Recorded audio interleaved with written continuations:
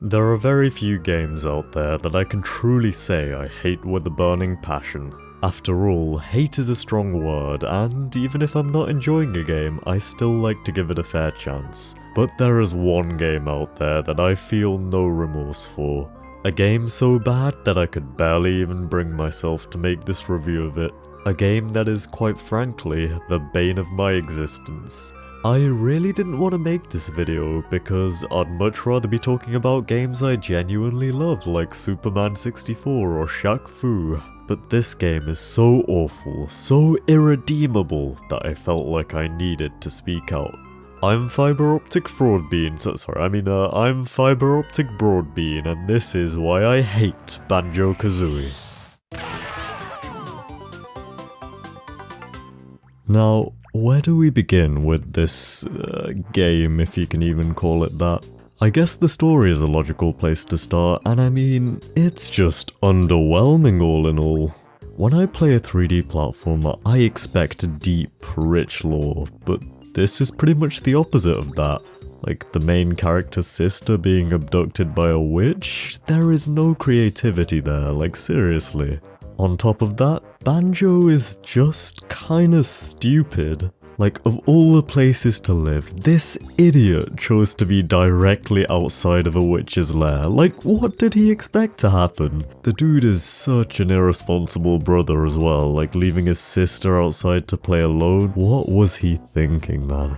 I could maybe forgive this story if the graphics were decent, but no, they really aren't. Just compare this to other platformers and other games out there, and the difference is night and day. They just needed to get with the times. The character design is frankly appalling as well. Like, you're telling me that this guy is a bear? He looks nothing like a bear. Have the developers of the game ever seen a bear? Last time I checked, bears can't play the banjo either, and nothing is to scale. Like, how is this bear smaller than a carrot? How is he smaller than cauliflower? And...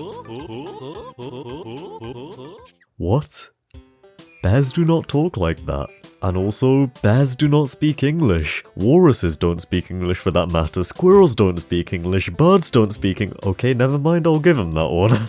I could maybe forgive this if the game actually had some original ideas, but alas, it doesn't. Have you seen how much it copies Yooka-Laylee? From the logos to the characters to the dialogue boxes, they weren't even trying to hide it. How about the gameplay? Surely that makes up for it at least?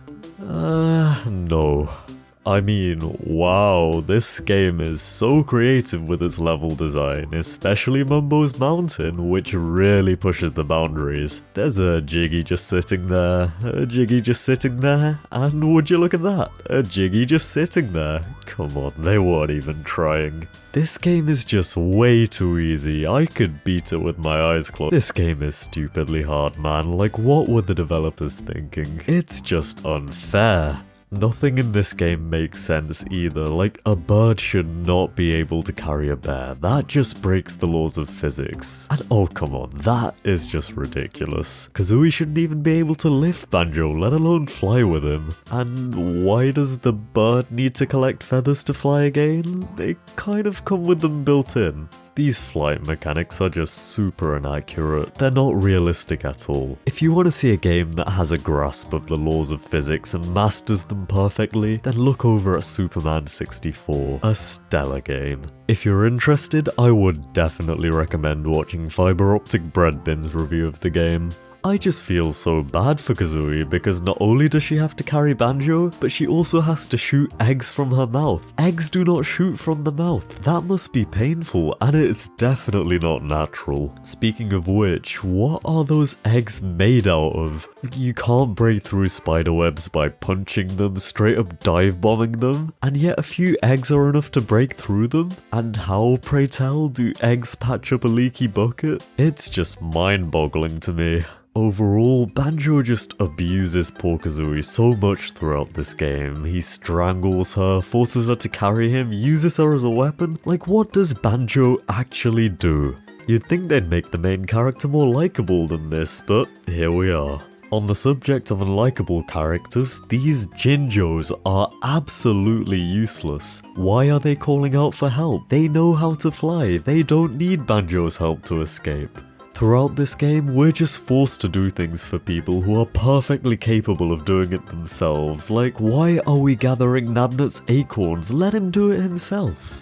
Like everything else in this game, it just doesn't make sense. You expect me to believe that going through a door changes the season all of a sudden? Jumping into a cauldron teleports you now? How did this dude make a molehill in a boat? And running shoes just suddenly make you fast? That's not how it works. Then you've got the transformations. You can turn into a termite, an alligator, a bee, a walrus, and a pumpkin? Where does that fit in? Well, the toilet, apparently. You get flushed down the toilet as a pumpkin. All of this makes me question, what were they thinking? As it turns out, they weren't thinking at all. And that's why this game ended up the way it did.